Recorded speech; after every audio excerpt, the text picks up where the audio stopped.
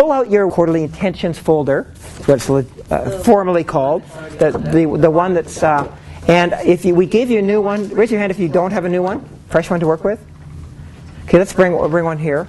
So you can revise your existing one that you have if you've created one already, or you can create a new one, whatever we want. I just want to run through the elements of it, bit by bit. So the first thing you're going to do is on the back, write your name, your success partner if you have one, your phone number, and today's date. And then what you're going to do is at the bottom, do the Wheel of Life. Now, you should have already done the Wheel of Life today, right? It's already filled in. That's good. And then open up to the inside.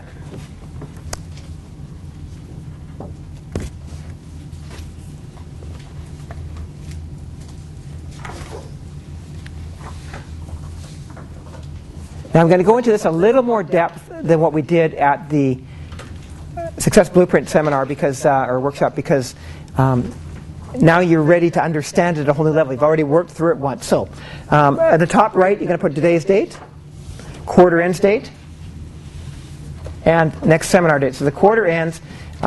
If you're continuing an existing plan, your quarter's going to end the end of December.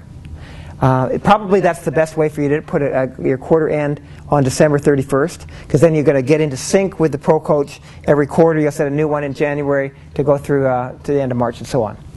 The next seminar date in Vancouver is on Tuesday, the 13th of January 2009.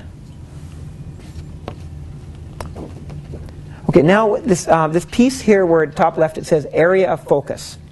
So that area of focus, and you can make notes on this thing if you want in terms of the instructions I give. It's all explained on the back anyway.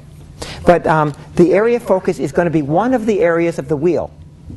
And for most of our members, I'd say 95% of our members, 95% of the time, it's business and career, because it's the business and career that's going to drive you and basically finance the lifestyle that you want to create for yourself, yes? So it doesn't have to be that way, but it definitely can. It's definitely a good way to go. The other possibility in terms of let's say if 95% of the time is business and career, I'd say another 4% of the time would be health and fitness.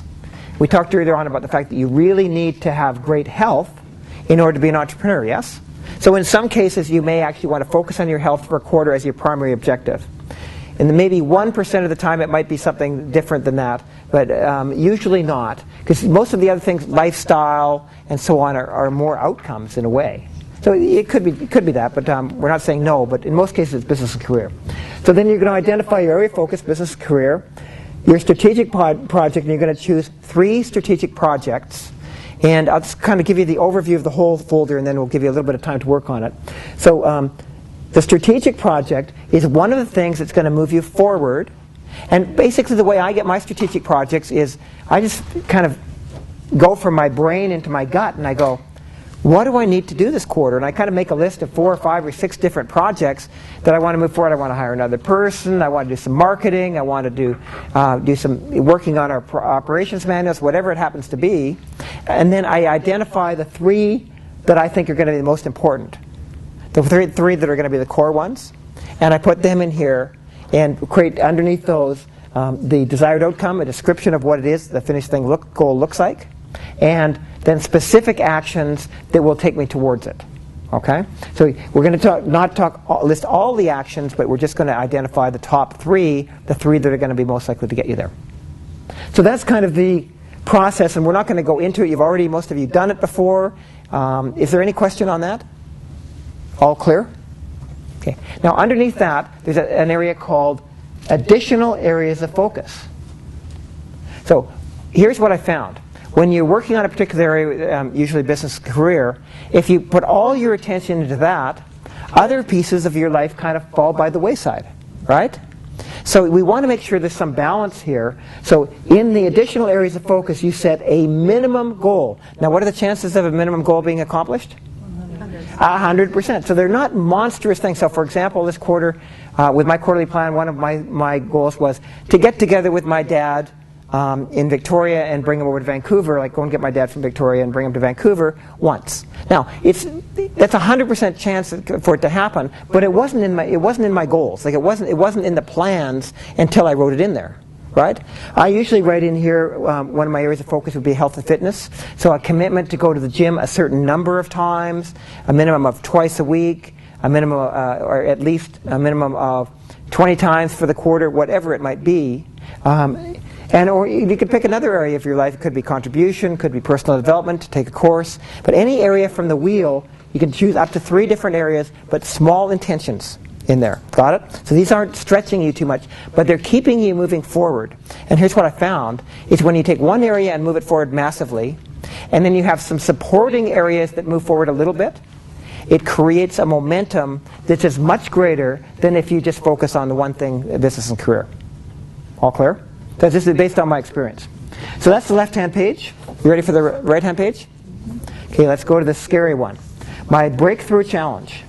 What is one thing you could do this quarter that is so scary it would make your stomach churn and your palms sweat, but you know that doing it would advance you significantly towards your goals?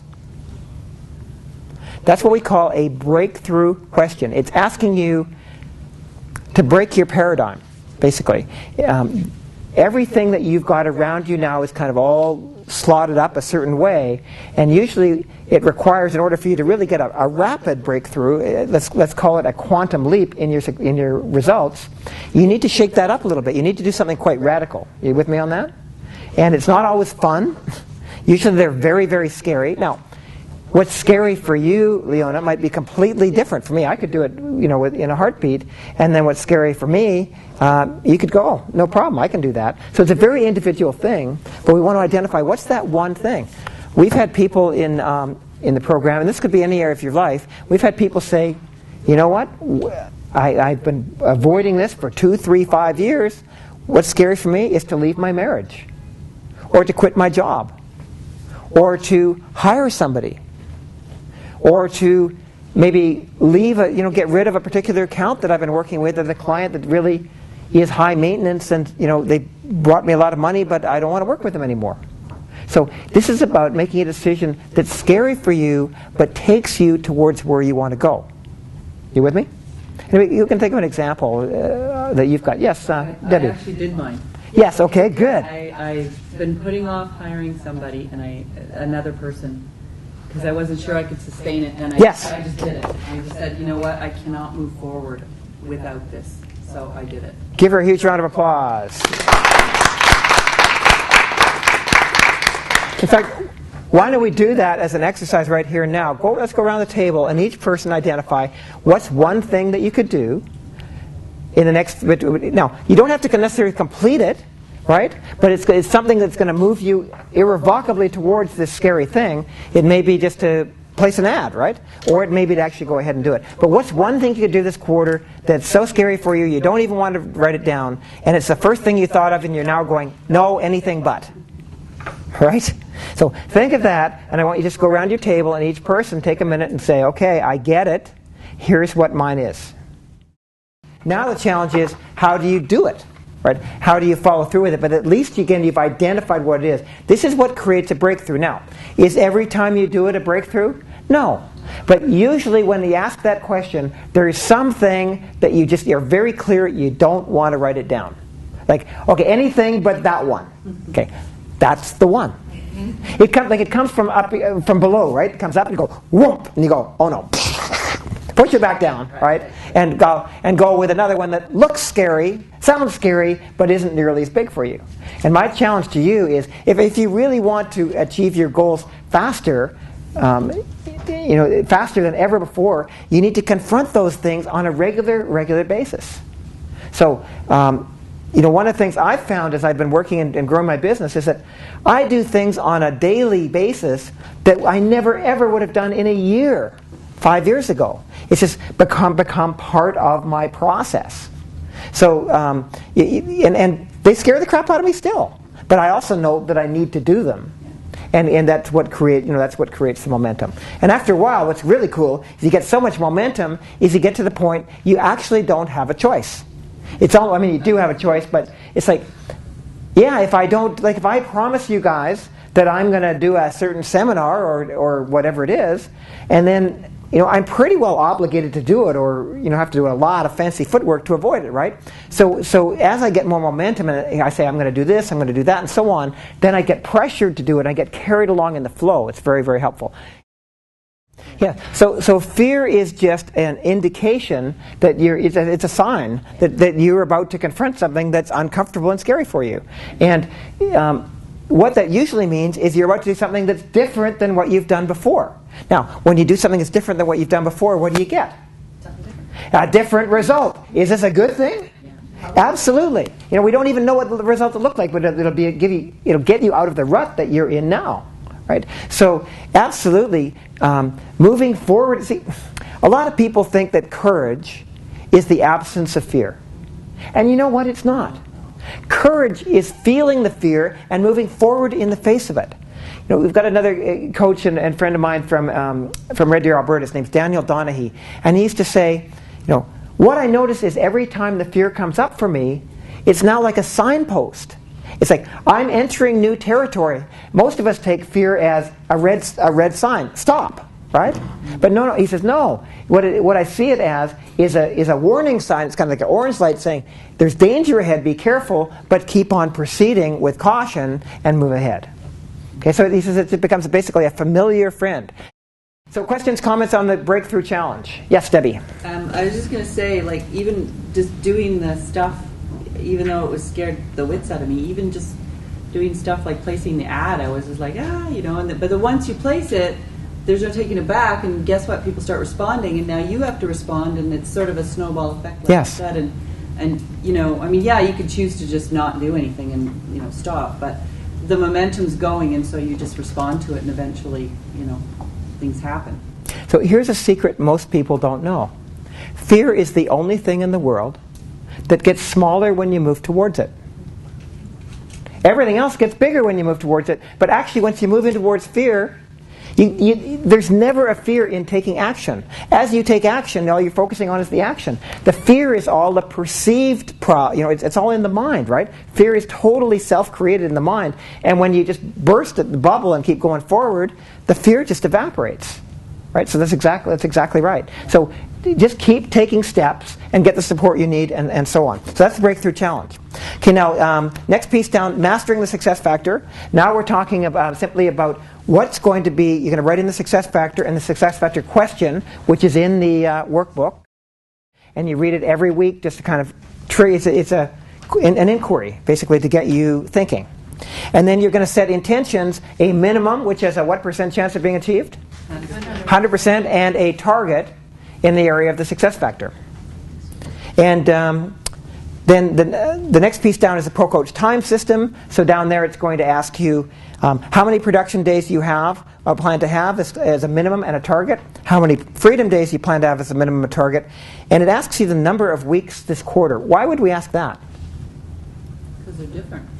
Well, what I'm after, actually, yes, they're different. But the reason you need to know number of weeks in the quarter is because it's going to help you figure out how many production days and freedom days you can have. Or it's going to give you a sense of, okay, here's how big the quarter is. What are my targets going to be? Financial freedom on the right-hand side. Basically, we're just asking, what are you putting away in terms of financial freedom this quarter? One of the things I learned when I was working with Harv Eker is that it doesn't matter how much money you've got going around in your life right now. What really matters is, are you building a reserve, putting away some money that you don't touch? It's what he called the golden goose, right? That is, you don't kill the golden goose. You never spend this money. You just build it up for your retirement, right? And so one of the things for me, financial freedom, the way I look at it, it's like there's a line down the middle here, and I have two kinds of money in my life. I have the money that's circulating. So this is most of my paycheck and my rent, all the things that are coming in, all the pluses. And then all the minuses, the money that's going out, and it's just going round and round and round, and it goes up and down each month, right? But the goal here is that every quarter, or in my case every month, I want to take a certain amount of money and take it from this circle and throw it over here into my financial freedom fund. And from that financial freedom fund, this is going to be my golden goose. Okay, so over here it's going to build and build and build, and this is my retirement money. I never ever spend it. With me? Okay? So what we're asking is, how much are you going to put away this quarter? This is going to be the key to your future wealth. Okay? And it's your net worth. If you have too much credit card debt and so on, then you're not going to end up with having a big enough piece over here. Okay, Dream Achiever. We're going to talk about that a little later on in the day. And bottom, cleanups and completions. Basically, we're asking you to identify 3 specific projects you want to complete in your business and 3 specific projects you want to complete in your personal situation by the end of the quarter. Right? So it could be whatever projects are up for you, get those in there. And here's the deal. Whatever you write down in here, my challenge to you is to follow through and make it happen. Now, throughout the quarter that we give you can change this as it goes along, and I'll give you some instruction on that as from outside of the seminar when it's time for you to revisit this. But really what I want you to be writing in here is things that you are absolutely 100% committed to completing. Raise your hand if you have some semblance of a quarterly action plan written down. Even you, John? Got something written down in terms? Yeah, a little bit. Okay. So just the fact that you have this sheet in front of you and some semblance of a plan, that puts you ahead of 99% of the population. Even the people that are incredible goal setters, most of them only have goals set for the year. And most of the population doesn't have any goals at all. So you are so far ahead, and I know you were one of the people who was talking to me about how hard it is for you to set goals and so on. You're already ahead. Is it perfect? Probably not. You get better and better at the goal setting process as you use the system more. You're around more of our members, more of our coaches, and so on. But you're way, way ahead already. And the beautiful part about this quarterly process in the quarterly intentions folder is that we do it, and we ask you to complete it in the quarterly seminar. So you come to the quarterly seminar, hopefully, ideally, you prepare yourself by sketching down some of the ideas, but you fill out this quarterly intentions folder right in the seminar. 2 benefits to that. Number 1 is we know it's going to get done. Because if I just gave this to you and told you to take it home and do it when you get a chance, when's it going to get done? Never. Right? So that's one thing. The other thing is by doing it in the seminar, you get to connect with the coaches and get some feedback and make sure that you're learning some more pieces about setting good goals for yourself. Yes? So you now have a completed quarterly intentions folder. And what do you do with it? Here's what I found. Where's mine here? Too many pieces. Okay, what do you do with it? Well, personally, I just keep mine with me or keep it in my top desk drawer. And because you're going to look at this every week when you do your weekly planner, and the weekly planner says, what are you going to move forward on your quarterly intentions? And you go, oh, well, here's what I want to do. And you look at this every week. So one thing is just to keep it in a drawer or something. You can post it up on the wall. It was created intentionally, so you can post it up looking like this. You don't ever have to see the back. And another possibility lots of people do is they take their weekly planner and look at this. If you open the weekly planner to the very front page, which has nothing on it, you can actually tape this inside here. Right? You just put some tape along here, and then it's right there, and you can even see the back of the thing, just if you just put tape along this edge, and it's right inside your planner, and it's with you all the time. So you do what works for you, but there's many different ways of handling it.